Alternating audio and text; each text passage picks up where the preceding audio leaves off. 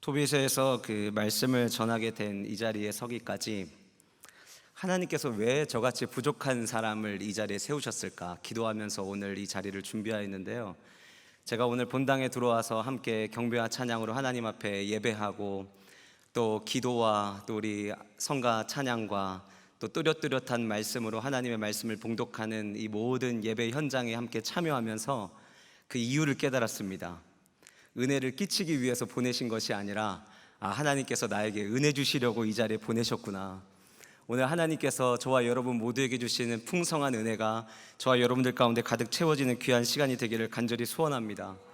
이 토빗의 아침에 이 자리에 함께 참여하는 것만으로도 저에게 너무나도 큰 은혜가 되는데, 가정의 달을 맞이해서 진행하는 이 가정의 새판짜기 토빗의 말씀을 전할 수 있도록 초청해 주신 오정현 담임 목사님께 감사드리고, 기도하기는 이 시간 은혜를 사모하여서 이 새벽에 함께 나와서 말씀 들으시는 여러분들 모두에게 하나님께서 폭포수 같은 은혜를 부어주심으로 말미암아 오늘 이 말씀이 저와 여러분들의 신비에 새겨지는 귀한 은혜가 있기를 간절히 소원합니다. 여러분들 아마 들어보신 이야기이실 텐데, 예수님을 만나면 신앙생활의 방황이 끝나고 인생의 방황이 끝나고 좋은 교회를 만나면 신앙생활의 방황이 끝난다는 이야기를 아마 들어보셨을 겁니다. 저는 여기에 토비세를 만나면 자녀들의 방황이 끝난다는 이야기를 덧붙이고 싶습니다. 요즘은 초등학교 5학년, 6학년만 돼도 아이들이 이거 이제 내가 사춘기 시작할 때가 되지 않았나 이런 생각을 한다고 해요. 그런데 오늘 이 자리에 있는 우리 모든 다음 세대들은 사춘기가 아니라 젊음의 때에 하나님께서 주신 영육간의 황금기의 시절을 보낼 수 있는 축복이 또한 있기를 간절히 소원합니다. 코로나19를 통과하면서 우리의 삶에 참 많은 일상의 변화가 일어났습니다. 그래서 우리가 뉴노멀이라고 하는 단어를 사용을 하게 됐죠. 그동안에 늘 대면으로 모든 것을 마주하던 우리가 비대면의 시대를 맞이하게 되었고, 4차 산업혁명 시대가 빨리 우리에게 다가온다라고 이야기는 하였지만, 이렇게 빨리 우리에게 4차 산업혁명 시대를 삶의 일상으로 마주하게 될 것이라고 예상한 사람은 아마 아무도 없었을 것입니다. 우리 성도님들도 그동안에 신앙생활 하시면서 내가 이렇게 신앙생활에 큰 어려움을 만났던 적이 있었을까라고 생각이 드셨던 분들도 많이 계시리라 생각이 되어집니다. 그런데 이 코로나19를 통과하면서 우리의 일상의 변화와 또 신앙생활에 많은 어려움들이 있었지만, 가장 많은 어려움을 겪었던 이들이 누구인가라고 조사해보니 우리 다음 세대들이 이 코로나19 시기에 신앙생활하는 것이 너무나도 힘들었다라고 하는 연구조사 결과가 있었습니다. 목회 데이터 연구소에서 조사한 결과에 의하면 많은 성도님들이 이 코로나 기간 동안 자녀들의 신앙관리에 어려움을 많이 겪었고, 이 때문에 어떻게 하면 우리의 자녀들을 바르게 신앙 안에서 양육할 수 있겠습니까? 이 방법을 알 수 있다면 배우고 싶습니다라고 응답한 부모님들이 82%에 다다른다라고 이야기합니다. 더욱이 다음 세대의 영적 변화가 우리에게 관심을 끄는 굉장히 중요한 이유가 하나 있습니다. 도표를 하나 보실 텐데요. 학원 복음화 협의회에서 예전에 교회를 다녔지만 지금 교회를 다니지 않고 있는 대학생들에게 설문조사를 했습니다. 당신이 언제 교회를 떠났습니까? 왜 신앙생활을 멈췄습니까? 언제 신앙생활을 멈췄습니까? 라고 묻는 질문에 대학생들 가운데 42%가 초등학교 때 나는 교회를 떠났다라고 이야기를 했고, 중학교 때 27%, 고등학교 때 14%, 도합 대학교에 들어오기 전에 83%가 교회를 떠났다라고 응답을 했다라고 이야기합니다. 우리 모든 한국교회는 우리의 자녀 세대가 다른 세대가 아니라 다음 세대가 되기를 너무나도 꿈꾸고 있습니다. 그런데 우리가 마주하고 있는 이 현실은 이 아이들이 다음 세대가 되기 위해서 정말 이 아이들을 신앙 안에서 양육하는 것이 너무나도 어려운 시대를 우리는 마주하게 되는 것이죠. 코로나19의 시간 동안 많은 이들이 숨기 시작을 했습니다. 이 자리에 계신 많은 성도님들은 세상이 뭐라고 이야기는 하든 내가 그동안 오랜 시간 동안 믿음의 뿌리를 받고 신앙생활을 해왔기 때문에 끊임없이 주님의 성전을 찾아 매달리고 기도하시는 분들이 계셨겠지만, 상대적으로 믿음의 뿌리가 연약한 우리의 다음 세대들은 이 코로나 기간 동안 많이 힘들었습니다. 이유가 왜 그런가 하고 살펴보니, 처음에 이 코로나가 시작되었을 때 신천지라고 하는 집단에서부터 수많은 확진자들이 나왔죠. 물론 우리는 교회와 신천지는 다르다고 이야기를 하지만 믿지 않는 사람들의 관점에서는 별 차이가 없다라고 그들은 여기곤 했습니다. 그러다 보니까 우리 아이들이 학교에 가서 내가 교회를 다닌다라고 하는 것을, 내가 신앙생활하는 하나님의 백성이라고 하는 것을 이야기하는 것이 불편하던 때가 있었다는 것이죠. 그래서 이 코로나19를 통과하는 동안 새로 생긴 신조어가 있습니다. 히든 크리스천이라고 하는 단어입니다. 많은 크리스천들이 숨기 시작을 한 거예요. 나가서 내가 크리스천이다, 내가 하나님을 믿는 백성이다라고 드러내기보다는 이제는 내가 하나님을 믿는 성도라고 하는 것을 숨기기 시작을 했다라고 하는 것입니다. 많은 이들이 시기적으로 어쩔 수 없어, 코로나라 어쩔 수 없어, 이렇게 이야기하곤 하지만 저는 그 이야기를 들을 때마다 그 이야기에 순응하기보다는 제 마음 한 곳에서부터 항거하고 싶은 마음이 제 안에 계속해서 일어나기 시작을 했습니다. 이유는 왜 그런가 하면 교회의 머리는 예수 그리스도이시기 때문에 어떤 상황 속에서도 교회는 위기를 만난다 할지라도 그 위기에서 꿋꿋이 일어나야만 하기 때문입니다. 제가 작년에 위임식을 할 때 오정현 목사님께서 오셔서 말씀을 전해 주셨습니다. 그 말씀을 하시면서 말씀 서두에 이야기하셨던 것이 제 가슴에 새겨지고 지금도 목회하는데 제 삶 가운데 슬로건처럼 여기는 한마디가 있습니다. 지상에서 절망을 모르는 유일한 곳이 있다면 바로 교회이다. 지금 저와 여러분이 섬기고 있는 교회뿐만이 아니라 한국교회 모두 이 지상에서 절망을 모르는 딱 교회가 되어야 된다고 저는 믿고 생각하고 있습니다. 그래서 제가 기도하기 시작했습니다. 주님, 코로나19로 숨어진 많은 히든 크리스찬들이 이제는 나와서 히든 카드가 되게 하여 주시옵소서. 오늘 토비세를 위해서 말씀으로 준비하며 기도하는 그 시간 동안에도 하나님 앞에 간절히 기도했던 것은 오늘 이 시간 말씀을 듣게 나온 모든 성도님들 뿐만이 아니라 특히 우리의 다음 세대들이 하나님 이 시대의 히든 카드가 되게 하여 주시옵소서. 여러분, 그렇다면 히든 카드가 무엇입니까? 히든 카드는 정말 대반전이 필요할 때 꺼내드는 카드가 히든 카드입니다. 버리는 카드가 아니라 승리를 위해서 가장 중요한 시기에 꺼낼 수 있는 카드가 바로 히든 카드인 겁니다. 꺼내기 전까지는 쓸모없는 카드처럼 여겨지고 안 쓰는 카드처럼 여겨지고 실패한 카드처럼 여겨질지 모르겠지만 승리의 한 방이 필요할 때 꺼내는 카드, 준비된 카드, 바로 그 카드가 히든 카드라고 하는 것입니다.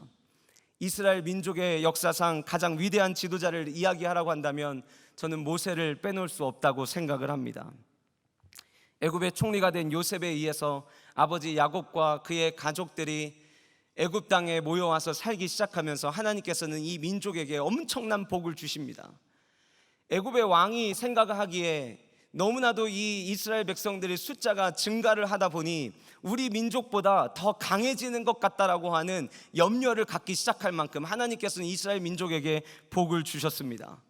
위기의식을 느끼면 느낄수록 바로의 마음은 초조해가기 시작을 하였고 이스라엘 백성들에게 어려운 많은 일들을 시키게 되었습니다.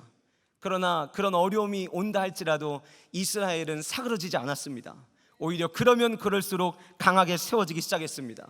그래서 히브리 산파 시브라와 부하에게 바로가 명령을 합니다. 너희들이 히브리 여인이 아이를 낳을 때 가서 아이를 받으면서 남자아이면 그 현장에서 죽이고 여자아이면 살려두라고 이야기를 한 것입니다.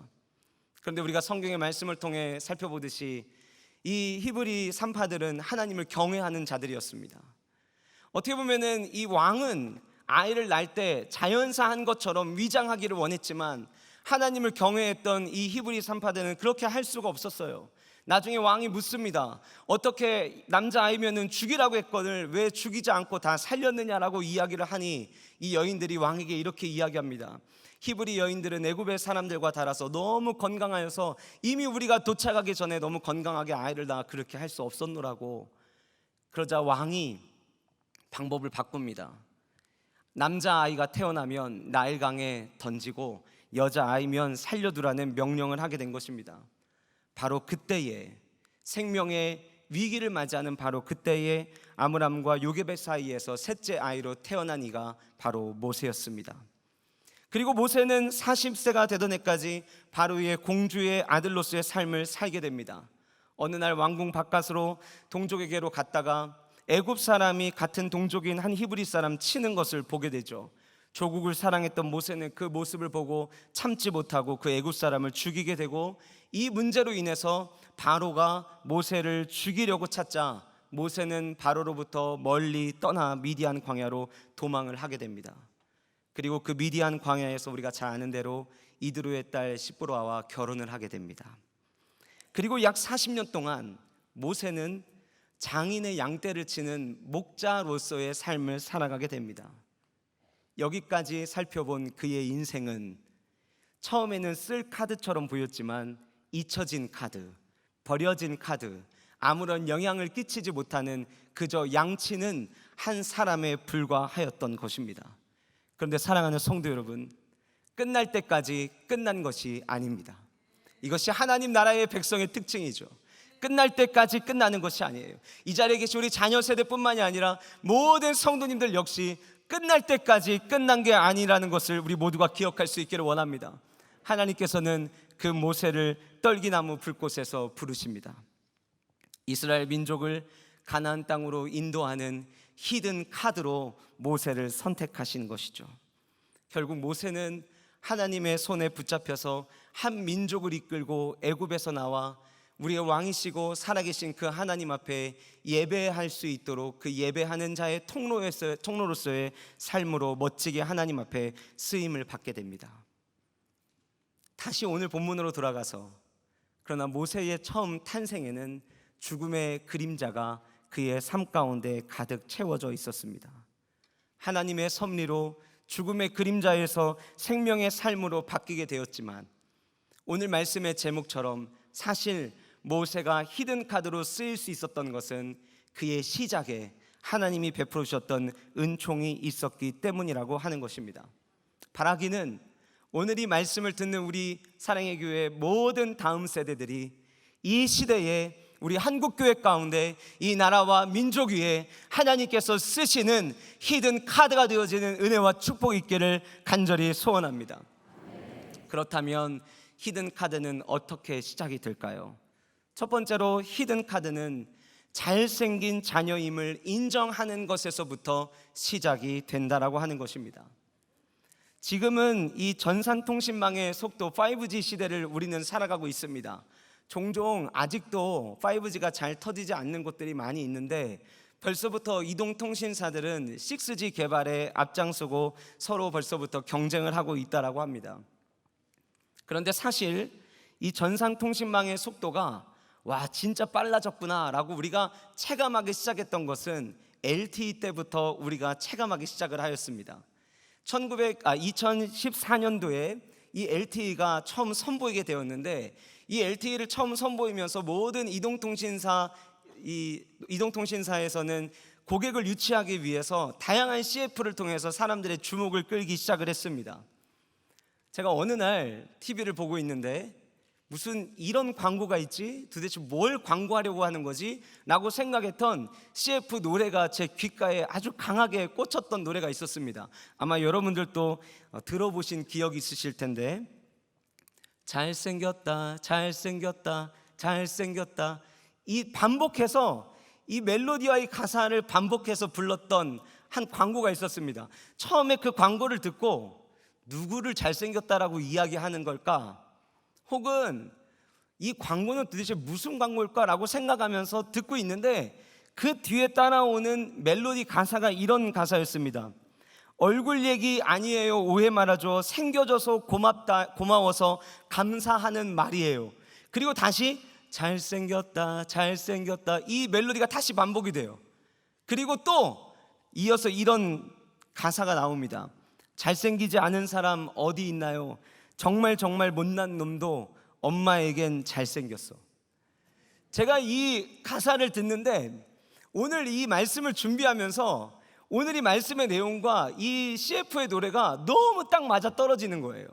여러분, 제가 오늘 여러분들에게 히든 카드는 잘생긴 자녀임을 인정하는 것에서부터 시작된다라고 여러분들에게 말씀을 드렸는데, 제가 여러분들에게 말씀드린 잘생겼다라고 하는 이 의미는 와 우리 애들 얼굴, 우리 아이의 얼굴이 정말 연예인 같아, 탤런트 같아, 너무 잘생겼어, 이런 의미로 말씀드리는 건 아니에요.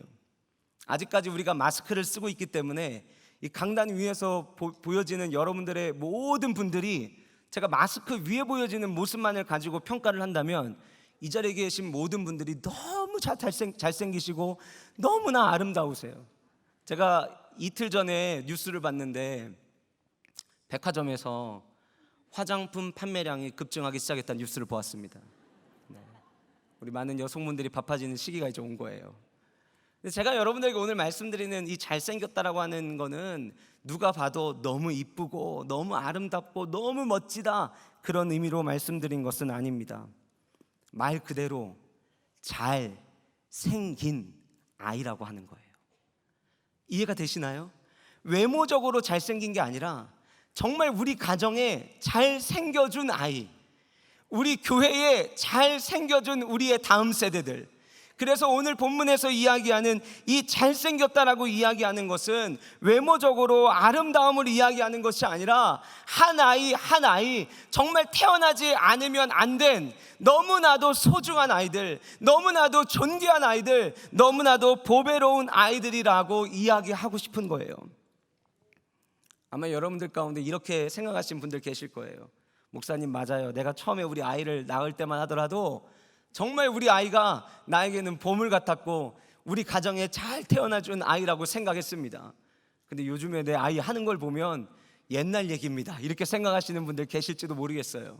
그러나 오늘 저는 이 예배를 통하여서 여러분들에게 처음 여러분들의 가정에 선물로 주신 그 아이들, 그 선물로 처음 받으셨을 때 그 감격과 그 감동이 다시 회복되어지는 은혜가 있으시기를 주님의 이름으로 축복합니다. 여러분, 오늘 말씀 2절을 보실까요?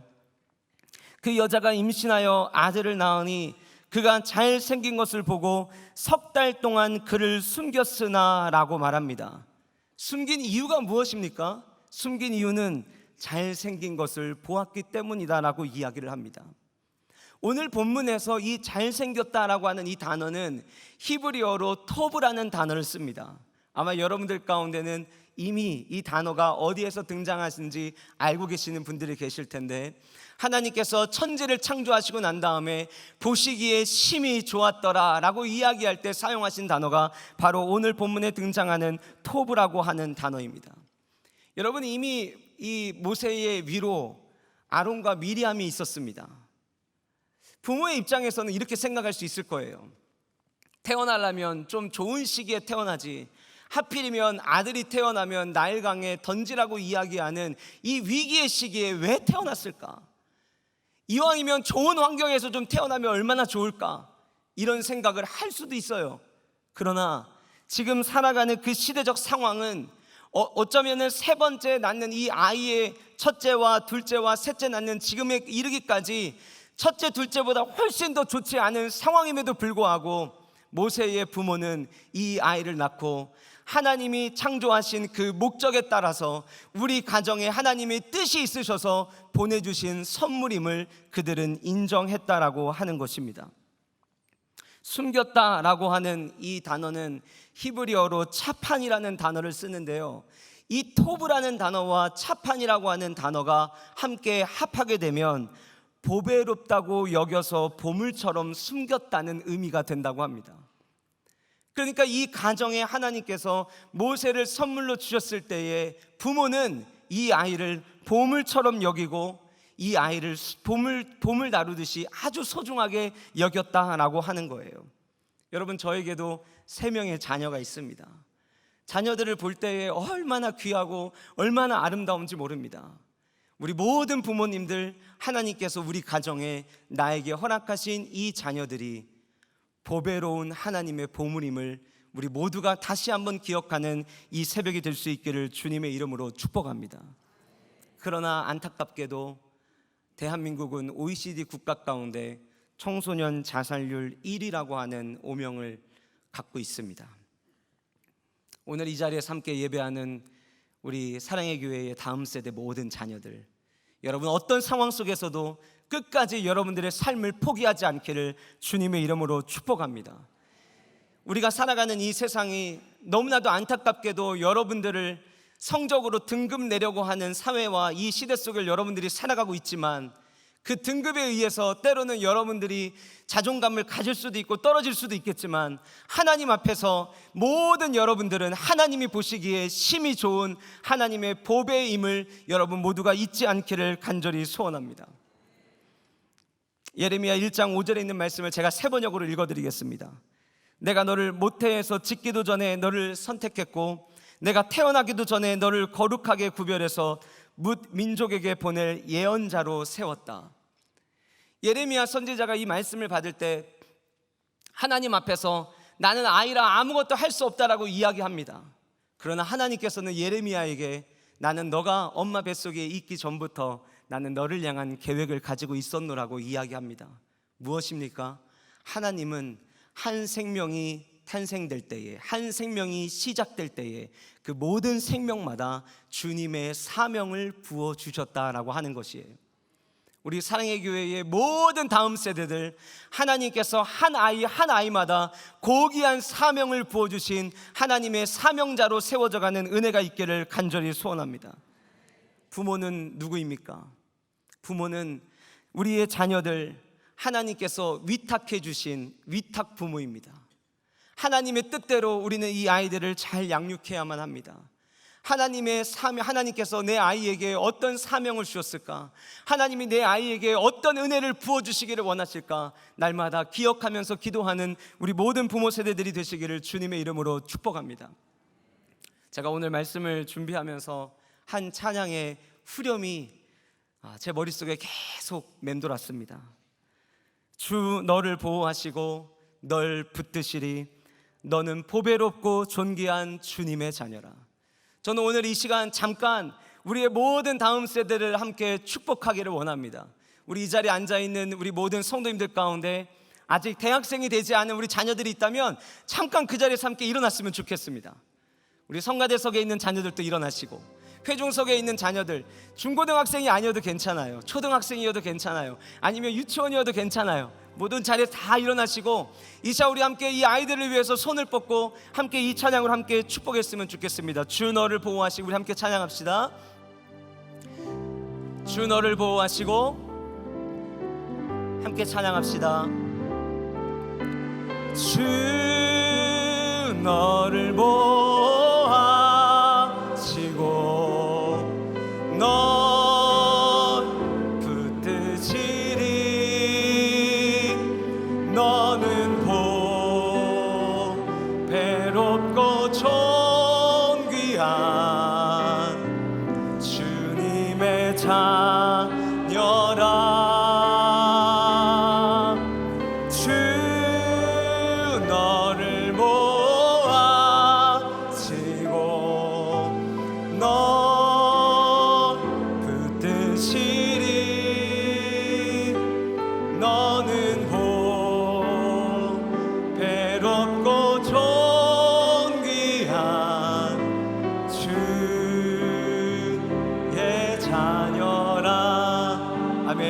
우리 자녀들 함께 축복합시다. 이 모든 세대들이 주님의 보배로운 자녀임을 잊지 않고 살아가는 은혜가 있기를 간절히 소원합니다. 두 번째로, 히든 카드는 어떻게든 살릴 방법을 찾는 것에서부터 시작되어야 합니다. 제가 10년 전에 허리 디스크액이 터지면서 이 디스크액이 신경을 타고 흘러가지고 아산병원 응급실로 실려왔던 적이 있었습니다. 그런데 병원에 병상이 가득 채워져서 수술을 받을 때까지 일주일 동안 응급실에서 대기를 했던 적이 있었어요. 응급실에서 일주일 동안 머무르면서 다양한 환자들이 응급실에 드나드는 것을 보게 되었습니다. 많은 환자들이 오고 갔지만 제 머릿속으로 가장 다급하게 울부짖으면서 응급실을 찾았던 분들 모두 전부는 아니지만 대다수는 어린 자녀가 불의의 사고를 당해서 응급실을 찾아왔거나 아이가 어떤 이유인지는 모르겠지만 의식을 잃어서 찾아온 경우였습니다. 모든 부모는 아이가 생명의 위기를 마주하게 되면 이 아이를 어떻게든 살려야 한다는 생각을 갖게 됩니다. 모세는 이 가정의 셋째 아이로 태어났습니다. 아론과 미리암 때에는 이런 것 때문에 걱정한 적이 없었죠. 그런데 모세는 태어나자마자 탄생의 기쁨보다 어떻게 이 아이를 살려야 되는가가 이 부모에게는 숙제가 되었습니다. 오늘 말씀해 보시면 3개월 동안 이 아이를 숨겼다라고 이야기를 합니다. 처음에 아이가 태어나면 이게 진짜 내 아이가 맞는지 너무 신기하고 너무 작죠. 약 100일 정도가 되면 이 100일 동안 아이들은 빠르게 성장하면서 정말 인형처럼 너무 아름다운 모습을 보이기 시작을 합니다. 근데 더 이상 숨길 수 없는 때가 되었을 때에 모세의 부모는 갈대를 가지고 상자를 만들게 됩니다. 오늘 말씀 본문의 3절에 보시면 갈대 상자를 가져다가 역청과 나무진을 칠하고 라고 성경은 이야기하고 있습니다. 제가 이 갈대 상자를 만들던 모세의 부모를 머릿속에 떠올려 봤습니다. 아마 대충 만들지 않았을 거예요. 최대한 촘촘하게 갈대로 상자를 만들고 오늘 본문에 이야기하고 있는 것처럼 역청과 나무진을 안과 박으로 여러 번 칠했을 겁니다.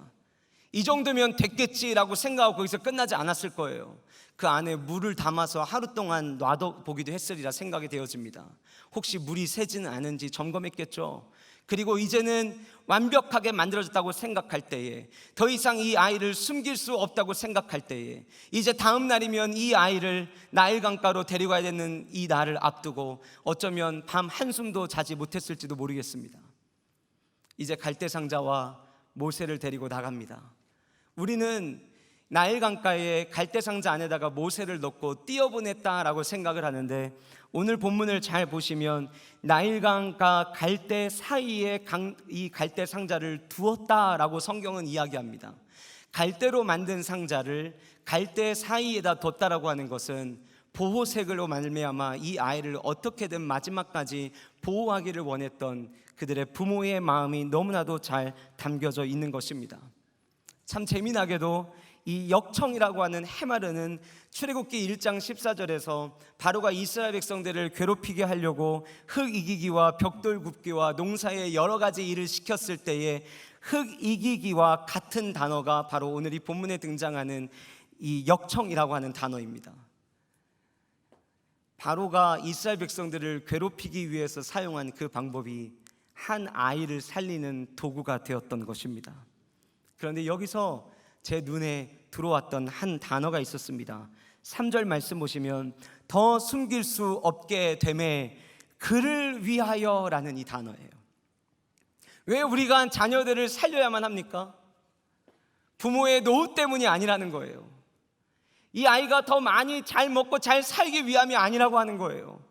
오늘 본문에서 이 부모가 이 아이를 살리기를 원했던 그 이유는 하나님께서 이 아이에게 주신 사명이 있을 것을 믿음으로 믿고 이 아이를 어떻게든 살려야만 했기 때문에 갈대 상자를 만들고 나무와 역청을 진을 바르고 이 아이를 갈대 사이 숲에 두었던 것입니다.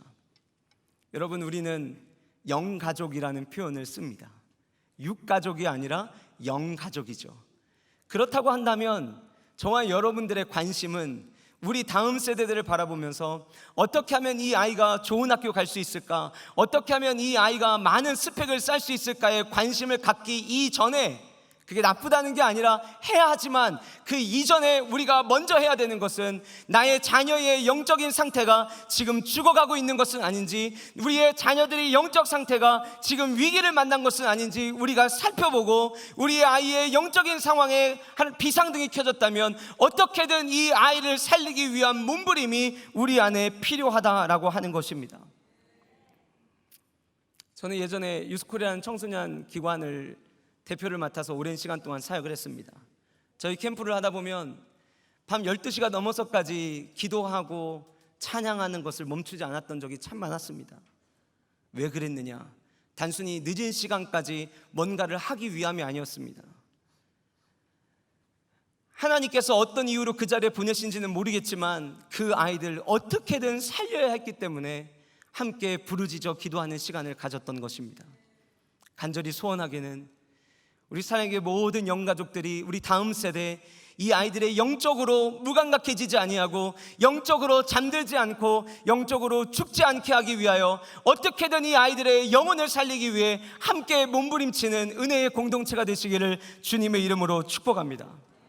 마지막으로 히든 카드는 믿음의 반응을 보이는 것에서부터 시작이 됩니다. 히브리서 11장 23절의 말씀을 같이 우리 한 목소리로 함께 읽어보도록 하겠습니다. 같이 읽겠습니다. 믿음으로 모세가 낳았을 때 그 부모가 아름다운 아이임을 보고 석 달 동안 숨겨 왕의 명령을 무서워하지 아니하였으며 오늘 말씀은 믿음으로 모세가 났을 때로 시작을 하여서 그 믿음의 반응이 어떻게 마무리되는가를 마지막에 이렇게 이야기합니다. 왕의 명령을 무서워하지 아니하였다. 믿음을 우리가 다양하게 정의할 수 있겠지만 저는 오늘 믿음을 이렇게 정의하고 싶습니다. 믿음이 무엇이냐? 믿음은 세상을 두려워하는 것이 아니라, 믿음은 세상의 권력과 세상의 명예를 두려워하는 것이 아니라, 믿음은 살아계신 하나님을 두려워할 줄 아는 것, 저는 그것이 믿음이라고 생각합니다. 부모의 모세가 그랬습니다. 그리고 간절히 소원하기는 이제 우리의 다음 세대들이 이 믿음의 반응을 할 수 있기를 간절히 소원합니다. 이 시대에 무릎 꿇지 않는 자들, 바알에게 무릎 꿇지 않았던 7천인을 하나님께서 숨겨두셨듯이 이 시대에 특별히 사랑의 교회 다음 세대들이 어떤 시대적 상황 속에서도 굴복하지 아니하고 하나님을 경외하는 주의 자녀들로, 하나님을 두려워하는 예배자들로 세워질 수 있는 은혜가 있기를 간절히 소원합니다. 우리가 잘 아는 대로 모세는 하나님이 이스라엘 백성들에게 약속하신 가나안 땅으로 인도하는 일을 위해서 쓰여지게 됩니다. 오늘 이 자리에 함께 예배하는 우리 모든 다음 세대들, 제 마음에 소망이 있습니다. 주여, 한국교회 가운데 다시 한번 부흥을 허락하여 주시옵소서. 우리의 자녀 세대들이 성인이 되었을 때에 내가 주님을 떠나지 아니하고 주님 곁에 있고 주님을 예배하는 성도로 지금까지 있을 수 있었음이 너무나도 하나님 앞에 감사하고 최고의 축복이라고 고백할 수 있는 주여, 그 부흥의 때를 다시 한번 허락하여 주시옵소서. 1907년 평양 장대현 교회에서 시작된 복음의 그 부흥의 불길이 온 나라를 뒤덮였던 것처럼 주여, 다시금 이 땅 가운데 부흥의 불길이 타오르게 하여 주셔서 우리의 다음 세대들이 그 부흥의 주역되게 하여 주시옵소서. 이것을 위해서 함께 기도하는 저와 여러분 되기를 간절히 소원하고, 그 부흥의 때를 위하여 우리 사랑의 교회 모든 다음 세대들, 하나님께서 지금부터 준비시키시는 히든 카드가 되는 귀한 은혜가 있기를 주님의 이름으로 축복합니다. 기도하시겠습니다. 좋으신 아버지 하나님, 오늘 이 새벽에 주님 앞에 나와 예배하는 사랑하는 우리 모든 영가족들을 주여 기억하여 주시고, 하나님, 모세를 하나님께서 마지막 때에 히든 카드로 사용하셨던 것처럼, 하나님, 모세가 버려진 카드처럼 보였을지도 모르겠지만 하나님께서 그를 히든 카드로 사용하셔 이스라엘 백성들을 축복의 땅으로 인도해내셨던 것처럼, 하나님, 우리 사랑의 교회 모든 다음 세대들, 한국교회의 모든 다음 세대들, 부흥의 때를 위하여 하나님께서 준비시키시는 하나님 히든 카드가 되어질 수 있도록 은혜를 내려 주시옵소서. 아버지 하나님, 이 아이들 하나님께서 우리에게 선물로 주신 잘생긴 자녀임을 우리 모두가 인정하게 하여 주시고, 이 아이들 영적으로 잠들지 않도록 어떻게든 살릴 방법을 함께 찾는 저희들이 되게 하여 주시며, 이 아이들 믿음의 반응, 하나님을 두려워하는 세대로, 또 우리 모두 또한 하나님을 두려워하는 성도로서의 삶을 살아갈 수 있는 은혜를 더하여 주시옵소서. 마지막 때에 다시금 부흥의 때가 이 한국교회 가운데 있기를 주님 간절히 소원합니다. 주님, 부흥의 날 그리스도의 계절을 누리게 하여 주시옵소서. 감사드리며 예수님의 이름으로 기도합니다. 아멘.